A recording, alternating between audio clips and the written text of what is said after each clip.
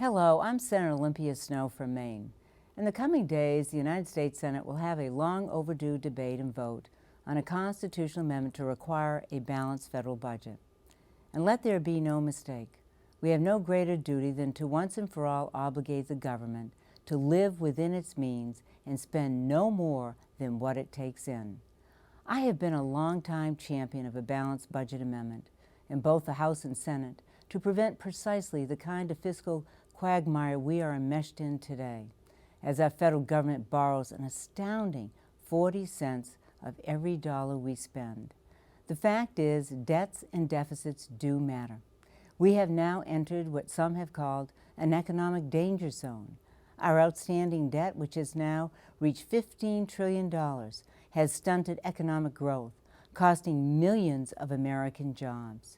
Just as disturbingly, the government currently pays a staggering $200 billion per year in interest to foreign countries that hold our treasury bonds, countries like China and Russia. And that number is projected to increase to $1 trillion per year by 2021.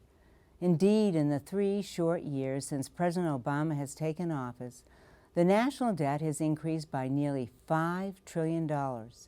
So when the President stated last summer that we don't need a constitutional amendment to do our jobs, well, not exactly.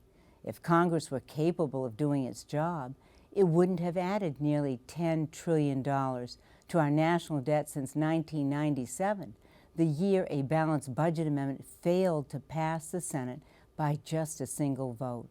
Just imagine where we would be today if we had accomplished then what we must achieve now. So let's be clear.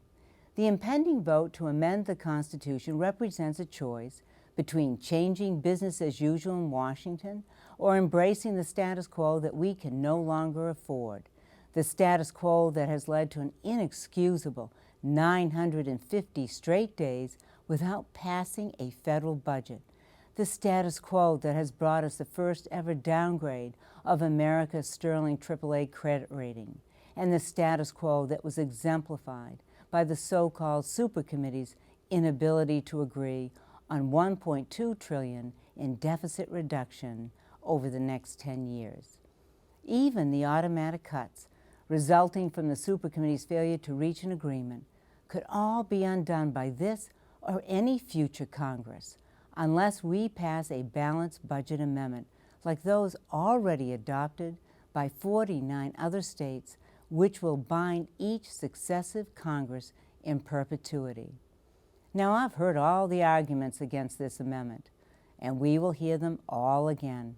Some even portray a balanced budget amendment as simply a gimmick that isn't worthy of Congress's consideration.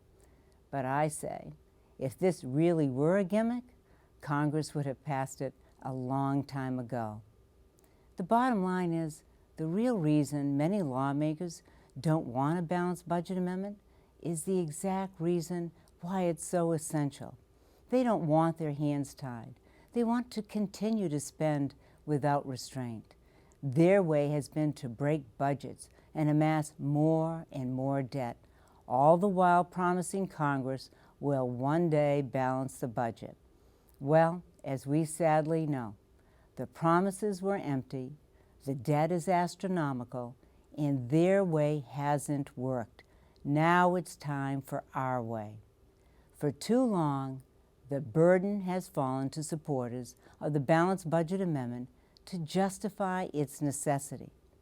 Today, at this moment, when our debt has exceeded the size of our entire economy, I ask you, the American people, to place the burden squarely where it belongs, on those who would oppose this measure. In typical Washington fashion, they are hoping you won't notice this historic vote is occurring. They are banking on you thinking it doesn't matter. Well, with the national debt at $15 trillion and rising, let me suggest there are 15 trillion reasons to prove them wrong. 15 trillion reasons to make a stand. 15 trillion reasons to contact your senators and urge them to support our balanced budget amendment, Senate Joint Resolution 10, so that we can finally seize the fiscal reins and reclaim our future for our children and our grandchildren. Thank you for listening, and may God bless America.